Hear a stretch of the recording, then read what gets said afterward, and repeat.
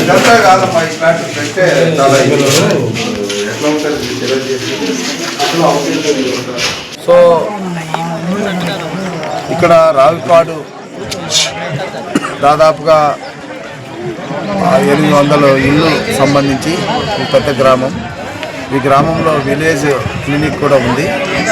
అయితే సబ్ సెంటర్లో ఉండాల్సినటువంటి మందులు మరి అవి ఎక్స్పైర్ అయిపోయినాయి.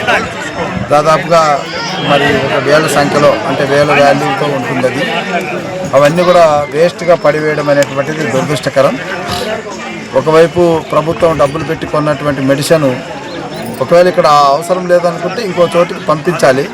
అది ఫార్మసిస్ట్ చేయాల్సినటువంటి పని, లేదా మెడికల్ ఆఫీసర్ పై అధికారికి రిపోర్ట్ చేసి అవసరం ఉన్న చోట పంపాలి.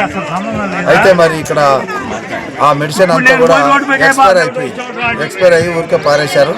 సో దానివల్ల దుర్వినియోగం జరిగింది. దీనికి బాధ్యులైనటువంటి వారి మీద యాక్షన్ తీసుకోవాల్సిందిగా డాక్టర్లు కోరాను. సో ఆ డాక్టర్ రిపోర్ట్ని బట్టి ఎవరి మీద యాక్షన్ అనేటువంటిది తీసుకోవడం అనేటువంటిది జరుగుతుంది. నిర్లక్ష్య వైఖరితో ఉన్నారు. వారు కూడా శ్రద్ధ వహించాలి. ప్రజారోగ్యం మీద శ్రద్ధ వహించకపోతే మాత్రం తీవ్ర పరిణామాలు ఉంటాయి.